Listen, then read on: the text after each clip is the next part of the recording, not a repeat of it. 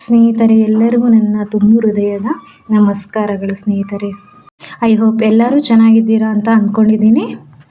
ಸ್ನೇಹಿತರೆ, ನನಗೆ ನನ್ನ ಸುತ್ತಮುತ್ತ ಇರೋರಿಗೆ, ನನಗೆ ಗೊತ್ತಿರೋರಿಗೆ ಏನೇನು ಈ ಉಪ್ಪಿನಿಂದ ಪ್ರಯೋಜನ ಸಿಕ್ಕಿದೆಯೋ, ಉಪ್ಪಿನ ರೆಮಿಡಿಯಿಂದ ನನಗೆ ಏನೇನು ಪ್ರಯೋಜನಗಳು ಸಿಕ್ಕಿದೆಯೋ ಅದ್ರ ಬಗ್ಗೆ ನಾನು ನಿಮ್ಮ ಜೊತೆ ಹಂಚಿಕೊಳ್ಳೋಣ ಅಂತೇಳಿ ಈ ವಿಡಿಯೋನ ಅಪ್ಲೋಡ್ ಮಾಡ್ತಾ ಇದ್ದೀನಿ. ಸ್ನೇಹಿತರೆ, ಮಹಾಲಕ್ಷ್ಮಿ ದೇವಿಗೆ ಇಷ್ಟವಾದ ವಸ್ತುವಲ್ಲಿ ಉಪ್ಪು ಒಂದಾಗಿದೆ. ಆಗಿನ ಕಾಲದಿಂದಲೂ ದೊಡ್ಡವರು ಹೇಳುವ ಮಾತು ಏನೆಂದರೆ, ಮನೆಯಲ್ಲಿ ಉಪ್ಪು ಚೆಲ್ಲಬಾರ್ದು. ಉಪ್ಪನ್ನ ನಾವು ಶೇಖರಣೆ ಮಾಡಬೇಕಾದ್ರೆ ಮಣ್ಣಿನ ಜಾಡಿಯಲ್ಲಿ, ಇಲ್ಲಾಂದರೆ ಪಿಂಗಾಣಿ ಜಾಡಿಯಲ್ಲಿ ಅಥವಾ ಕಣ್ಣಾಡಿ ಜಾಡಿಯಲ್ಲಿ, ಕಣ್ಣಾಡಿ ಗ್ಲಾಸ್ ಬೌಲ್ ಇದೆಯಲ್ಲ ಅದರಲ್ಲಿ ನಾವು ಶೇಖರಣೆ ಮಾಡಬೇಕು ಅಂತ ಆಗಿನ ಕಾಲದಿಂದಲೂ ದೊಡ್ಡವರು ಹೇಳ್ಕೊಂಬಂದಿದ್ದಾರೆ.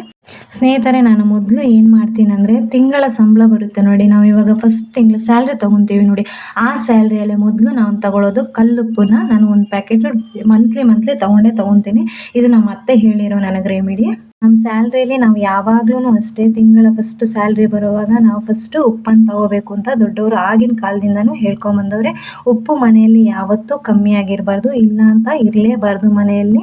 ಸ್ನೇಹಿತರೆ, ಯಾಕೆ ನಾವು ಫಸ್ಟ್ ಸ್ಯಾಲ್ರಿಯಲ್ಲಿ ಕಲ್ಲುಪ್ಪು ತಗೋಬೇಕಂದ್ರೆ ಸ್ನೇಹಿತರೆ, ನಾವು ಆ ತಿಂಗಳ ಫಸ್ಟಲ್ಲಿ ನಾವು ತೊಗೊಂಡಿರ್ತೀವಲ್ಲ, ಅದರಿಂದ ನಮಗೇನಂದರೆ ಈ ಮಾಡೋ ಖರ್ಚುಗಳು ಕಮ್ಮಿ ಆಗುತ್ತೆ, ದುಡ್ಡಿನಲ್ಲಿ ಒಂದು ಸ್ವಲ್ಪ ಹಿಡಿತ ಇರುತ್ತೆ ಅಂತ ದೊಡ್ಡವರು ಆಗಿನ ಕಾಲದಿಂದನೂ ಹೇಳ್ಕೊಂಬರ್ತಾರೆ.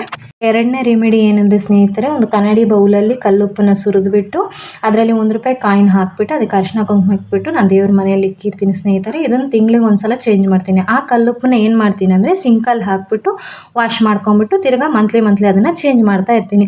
ಇದು ನಾನು ತುಂಬ ಒಂದು 2-3 ವರ್ಷದಿಂದ ಮಾಡ್ತಾ ಇದ್ದೀನಿ ಸ್ನೇಹಿತರೆ. ಈ ಕಲ್ಲುಪ್ಪಿನಿಂದ ತುಂಬ ರೆಮಿಡಿ ಮಾಡಿ ನಾನು ಪ್ರಯೋಜನ ಪಡೆದಿದ್ದೇನೆ. ಅದನ್ನು ನಾನು ನೆಕ್ಸ್ಟ್ ವಿಡಿಯೋದಲ್ಲಿ ನಿಮಗೆ ವಿವರಿಸ್ತೀನಿ. ಒಂದೊಂದು ವಿಡಿಯೋದಲ್ಲಿ ಒಂದೊಂದು ಪರಿಹಾರದ ಬಗ್ಗೆ ನಿಮಗೆ ತಿಳಿಸ್ಕೊಡ್ತೀನಿ ಸ್ನೇಹಿತರೆ. Thank you all. ವಿಡಿಯೋ ವೀಕ್ಷಿಸುವ ಎಲ್ಲರಿಗೂ ನನ್ನ ಧನ್ಯವಾದಗಳು ಸ್ನೇಹಿತರೆ.